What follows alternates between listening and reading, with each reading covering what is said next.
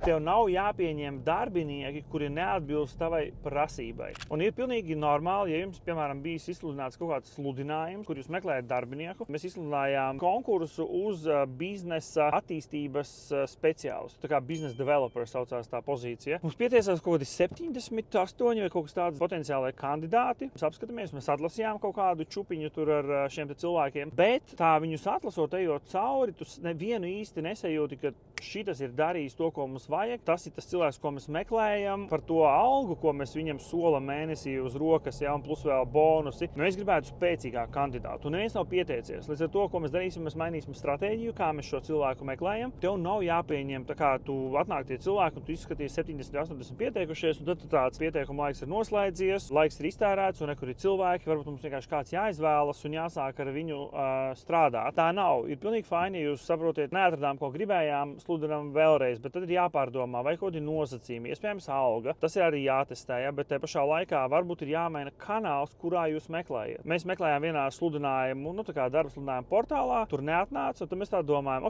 varbūt šie cilvēki, kas dara mums, viņi patiesībā nemeklē CVLV. Ir kāds varbūt kādā uzņēmumā, kurš varbūt pamainītu labprāt šo te darbu, bet viņš nav aktīvi meklējis. Bet viņš gan jau būs, piemēram, Facebookā dzīvosies, ja, vai tur TikTokā. Līdz ar to mēs uztaisīsim mājaslapā sludinājumu, izliksim reklāmu šajos citos kanālos un mēģināsim vēlreiz atrast to darbinieku, kurš mums ir nepieciešams.